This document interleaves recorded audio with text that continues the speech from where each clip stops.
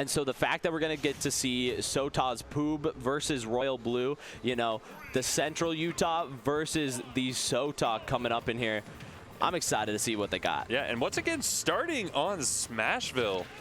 People be loving it. I guess so. And there we go, combo starter.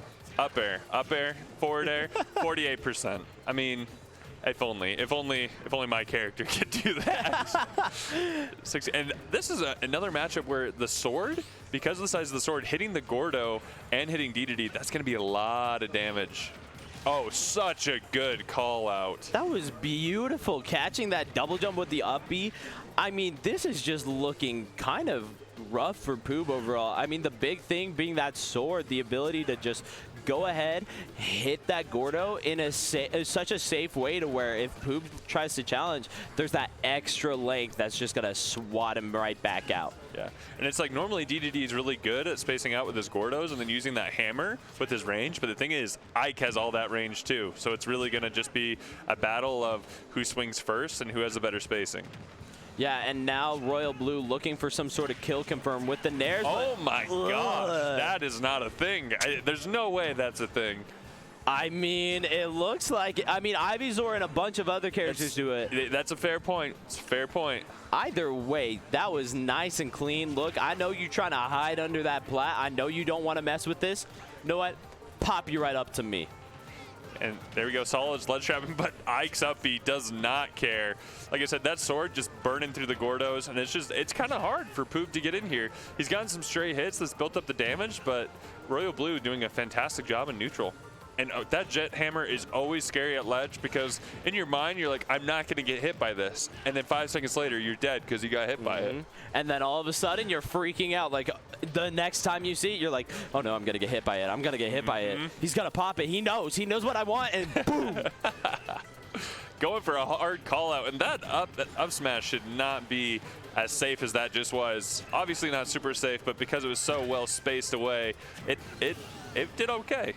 I will say one of the things that I think Royal Blue is doing an amazing job of right now is those recoveries. I mean, when it comes down to sword characters, a lot of them have these pretty linear recoveries, and Ike is very easy to do that with. But at the same time, he has so much different options and different charge times for like side B, different times to pop up the up B, and Royal Blue is just doing a beautiful job of mixing that up to keep it so that Poob isn't ready for what option Royal Blue has on deck. Yeah, and honestly, it's really smart too. If you notice that last side B he actually ran into the Gordo, and you might think, okay, that's bad, but the thing is, a lot of times people panic and be like, can't get hit by this, can't get hit by that. But if he had gone a little earlier, even later, D2D would have had a much easier punish. Oh, amen. Now Poob trying to fire back, got the neutral B. Oh, I mean, Royal Blue just having the understanding of let me hold in. The best thing that Poob has at this percent is going to be something where I pop forward. Because, of course, if you're mashing out of it, you have a little bit of control on where you're popping out from that inhale. So, and right here, just solid ledge trapping from Royal Blue. Just look, it's just such patience here. He's not forcing anything, not doing anything unsafe, just really forcing the issue and now resetting back to neutral. Yeah, now Poob's starting to take center stage, and this is going to be kind of a thing that he needs to get rolling where, look, the more you control that center stage, the less Royal Blue can do. And we're also seeing a lot less Gordo coming out from Poob. At the very beginning of the game, we saw them spamming it almost, and now it's coming a lot more sparingly because of how well Royal Blue has played around it, and I like the adjustment coming out from Poob on that. Yeah, and I think that will honestly be the play just because Ike has such an easy time just playing around the Gordos.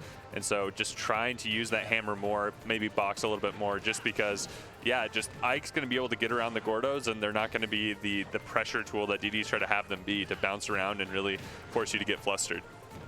Oh, yeah, and now, though, sitting at 151, this can be scary for either player.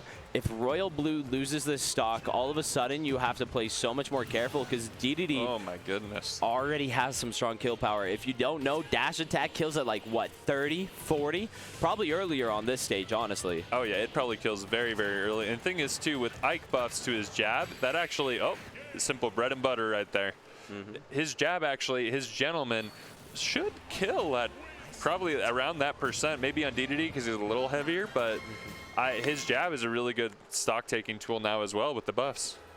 Oh, yeah, no, thankfully for Ike. I mean, we saw Ike start off pretty high on the tier list, but there's a big issue when you play a character that honest, that linear, because all of a sudden people start figuring out ways to play around, and Ike just very simple, without any like big changes that you can do to make him any better than he is. And so when it came down to it, he just started dropping. But Papa Sora, or Sakurai, Papa Sora, you know Disney, they came and gave Ike some buffs, baby.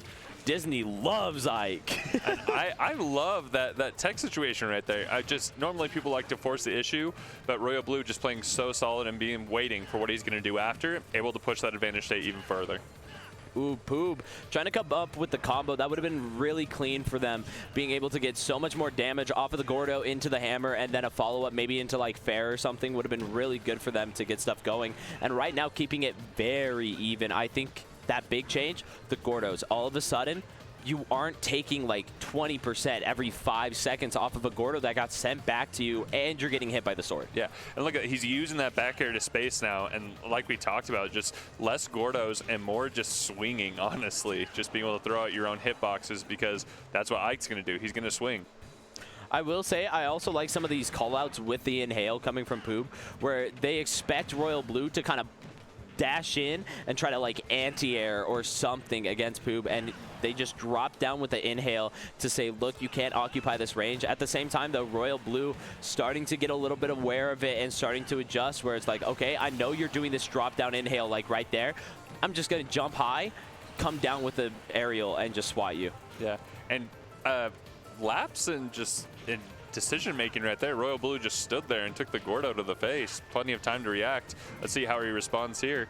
Just starting out more neutral, just simple play, landing with those nairs, getting combo starters, and Poob just showing way more signs of life than game one. Oh, yeah, no, and that Gordo play a little bit earlier, because you have so many different angles with Gordo. At the beginning, we saw a lot of these where they were trying to just launch the Gordo right at Royal Blue, and now we're starting to see kind of like a play with Zelda's Phantom, where it's like, okay, I'm going to pop it so it's bouncing right in this range and allow me to run in, shield, or something. That way the Gordo is just helping me pressure with my approach. My goodness. That jet hammer taking that stock and right there pointing out one of those weaknesses of Ike, as you mentioned, those poor linear recoveries. And as you were saying too, you're right, he is sending those Gordos at different angles, just making it kind of bounce in there. So it is just, it's a menacing tool there that it's like, Ike's like, okay, I'm gonna make a decision, but I just can't get punished by DDD, because that's what he's wanting. He's wanting Ike to play around the Gordo, and then he'll punish what he does in response. Poob is doing an immaculate job with their adjustment right now. Catching that neutral get up with the F tilt, and all of a sudden, it's a real ledge trap and almost getting that hammer. You got to be worried now as Royal Blue. You got to find ways to start mixing up. You're starting to get hard called out. Oh, goodness gracious. Two of those. Two of those. And you can see Royal Blue visibly frustrated with that, just because I think Royal Blue is expecting him to be closer to ledge so that he could punish that approach, just as he was trying to ledge trap, and Poob making that adjustment to say, okay, you go high, I'm going to take you out. Yeah, no. Royal Blue, I think, I will be surprised if we see another one of those high up Bs. That is the second time in one game where we just saw Kunk sunk it. Just a home run. I mean, dude, sent him right out of the right past the bleachers. It was over. Yeah. I'm curious to see. You see that Royal Blue is there we go, nice combo starter here. He's going for that same little string there, waiting. Nice up air into forward air, getting a nice 37%. But I'm curious to see if Royal Blue, he's pushing a great advantage state right now. Oh my gosh. I was about to say, he seems like he's playing a little more passively, but I think he's just trying to be way more precise in all his decision making. Yeah, no, I think it's come down to a Royal Blue taking the acknowledgement of, look, I need to... Poob has started to adjust. They are getting their neutral a lot more on point with the back airs, with the placements of Gordos, how they're using those, the inhales. And so now all of a sudden I have to respect their options a little bit more. And then at the same time, the push on the advantage state. I mean, typically you see someone just obliterate DDD the moment they get that first hit. Royal Blue really has kind of been going for like these 2- or 3-piece combos, and all of a sudden Royal Blue is just looking for the defensive options and pushing it to the brink. And you notice his adaptation to the Gordos too is he's running up and shielding a lot of the times, then picking another option. But he's respecting the Gordos way more than he was in the first and second game. Oh yeah, and I think now it's kind of shifted where before we saw Royal Blue just hammering out all the damage, taking all the neutral wins, and now Poob is kind of winning the majority of neutral interactions, but just not being able to extend it as far as Royal Blue. And so the question becomes, which of those playstyles takes it over? Yeah, and right there, that Gordo ledge trap. And the thing is, I liked about that too, because at the range was where he was at, he was able to get the Gordo hit and the hammer and the dash attack, obliterating that stock. Oh yeah, no, I love that dash attack, calling out the inhale, and alongside that, there's some hitboxes that you could use where like normally they might not hit the person in their spacing. Oh my goodness, that was a 2-frame with F smash. Ike F smash just taking that stock at what, 50%? I don't know, but either way it was messed up. DDD is so heavy. You don't see them die at that percent.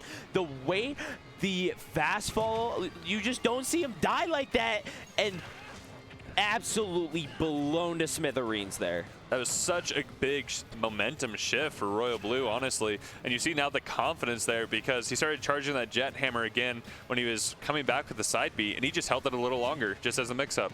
And so Royal Blue playing with a lot more confidence now.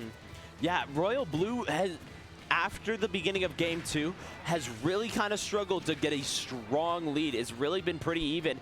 And after that, all of a sudden, it is changed once more. But the fall on the up B, Poob is still in this. We have seen them continuously push that neutral and keep Royal Blue out. And this could be a dangerous situation where you got to get through that back air. You got to get through those Gordos. How are you going to seal out the stock? Oh! The landing there into up air, That's classic. That's the classic Ike confirms. You know, I figured Poob would have taken that a little bit longer. That's why I was like pulling out the neutral, like the talk and everything. I was sitting here like, yeah, Poob's got like a good another minute and a half in this game. Easy. They very well could win. Nah, Royal Blue shutting me up, bro.